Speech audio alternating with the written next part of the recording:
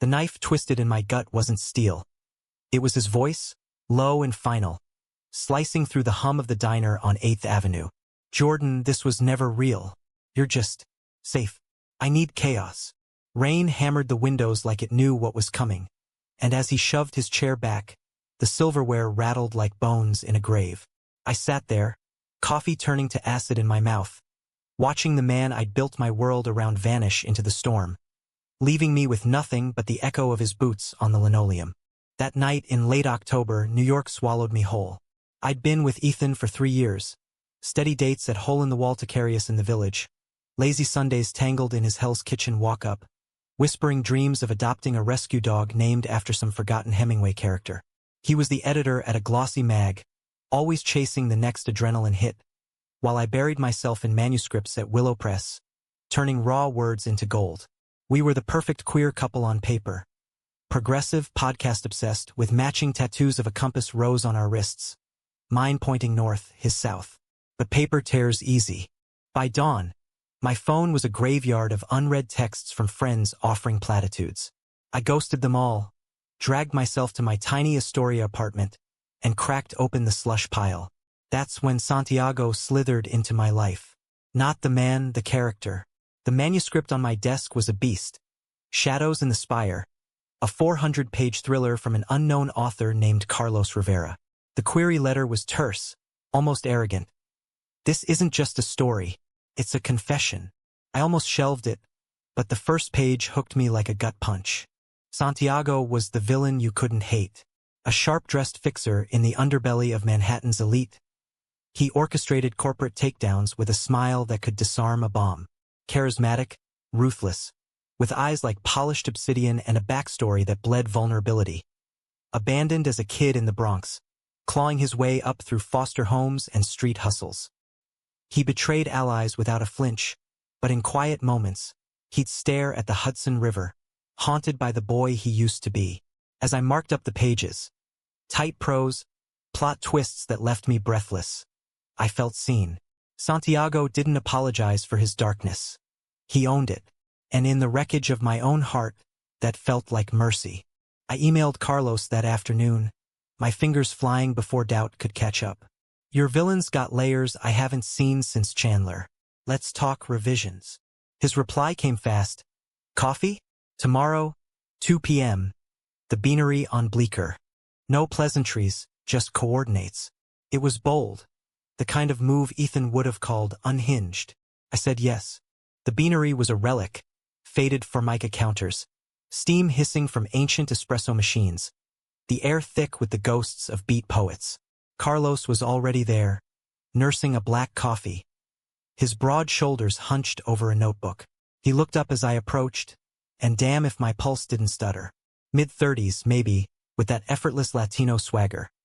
Close-cropped black hair, a jawline sharp enough to cut glass, and warm brown eyes that crinkled at the corners like he knew all your secrets but wouldn't spill. He wore a faded Yankees hoodie and jeans that hugged his thighs just right. Casual, but the kind that said he'd seen some shit. Jordan Hale. His voice was gravel wrapped in velvet, a faint Bronx lilt that matched Santiago's dialogue. We shook hands, and his grip lingered a beat too long, calluses rough against my palm. Thanks for biting. Most editors run from the gray areas. We talked for hours. Revisions first, tighten the third act betrayal, amp up the emotional fallout, but it veered quick into personal territory. He asked about my tattoos. I confessed the compass rose was Ethan's idea, a symbol of us finding our way back. Back to what? Carlos leaned in, his knee brushing mine under the table. I shrugged, heat creeping up my neck. He didn't push, just shared his own ink. A small anchor on his forearm, inked after his abuela passed. Keeps me grounded when the waves hit. By the time we wrapped, the sun was dipping low, painting the street in that bruised purple New York twilight. Walk with me? He said, slinging his bag over his shoulder. We wandered the village, dodging tourists and street vendors hawking bootleg merch. He pointed out murals he'd tagged as a teen, laughed about the time he got busted for boosting comics from a bodega. It was easy, electric, like breathing after holding it in for months.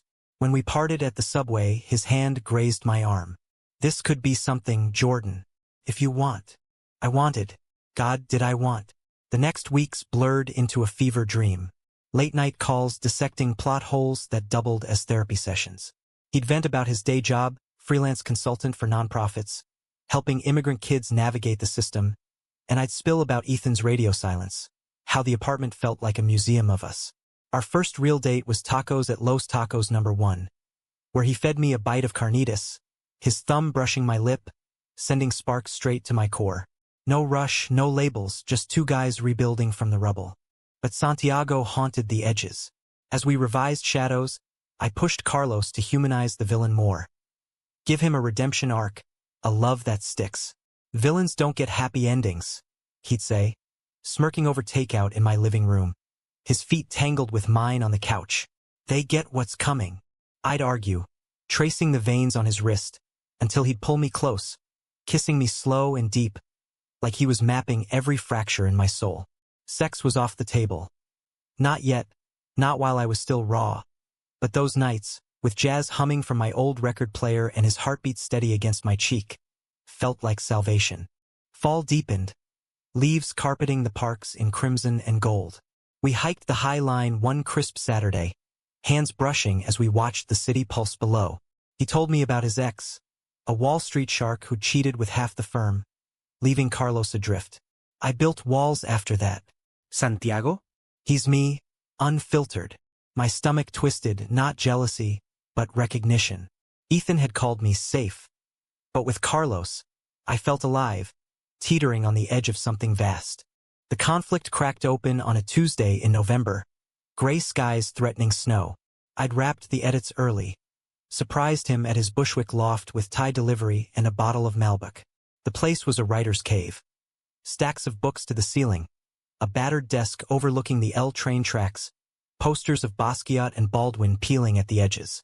We ate cross-legged on the floor, laughing about nothing, until my phone buzzed. A mutual friend saw Ethan at that bar in Chelsea. He's with someone new. Thought you should know. The wine soured in my throat. Carlos noticed, set his glass down. Talk to me. I did, ugly, snotty tears mixing with the pad thai. He held me, murmuring Spanish endearments I half understood, his hands steady on my back. You're not safe, Jordan. You're fire. He was blind. When I looked up, his eyes were fierce, and we kissed for the first time that night. Not tentative, but hungry, like we'd been starving. It was clothes on, boundaries firm, but the way he whispered my name against my neck, it rewired me. We made love the next weekend, slow and reverent in the dawn light filtering through my blinds. It wasn't fireworks. It was an anchor dropping, steadying the storm. Afterward, tangled in sheets that smelled like him, cedar and ink, he traced my compass tattoo. South now, he said softly. With me. Bliss is fragile in New York.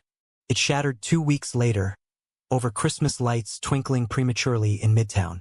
Carlos had pitched shadows to my boss, and it landed a 6-figure deal launch party in spring. We celebrated at his place, champagne fizzing like our laughter. But as he scrolled his phone, celebrating agent emails, a notification pinged. His face drained of color. What? I asked, stomach nodding. He handed me the phone. A news alert.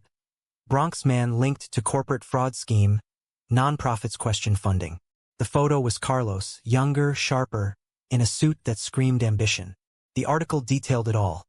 How he'd funneled grants through shady channels, betrayed donors for a cut, vanished when the feds closed in. 5 years ago, before the writing, before the anchor tattoo, my world tilted. Santiago? I whispered, the pieces slamming together. The villain wasn't fiction, he was Carlos. The charm masking ruthlessness, the vulnerability a hook. You wrote your sins into him. And me? I'm the redemption arc you didn't believe in. He didn't deny it. Stood there in the kitchen light, hands shoved in pockets, voice cracking. I changed, Jordan. The fraud. It broke me. Lost everything, Abuela's house, my name. Writing was penance. You saw the real me, not the ghost. Betrayal burned hot, then cold. I thought of Ethan, of building on sand. You let me fall for a lie. Every twist in that book? You planned this. I grabbed my coat, storming into the night, the city a blur of honks and halos. He followed, yelling my name down the block. But I didn't stop. Not until Washington Square, where I collapsed on a bench, sobs racking me like fever chills. He found me there, breath ragged, coat dusted with the first flurries. I'm not him anymore, but I won't chase if you run. Kneeling in the snow, he pulled a folded paper from his pocket. The final chapter of Shadows, revised that morning. Santiago didn't win. He confessed, faced the music, found grace in a stranger's forgiveness. This is us. Or it could be. The climax hit like thunder. Me, screaming accusations into the wind. Liar. Monster. Him taking it, unflinching, tears freezing on his lashes. A cop car slowed, tourists gawked, but we were alone in the wreckage.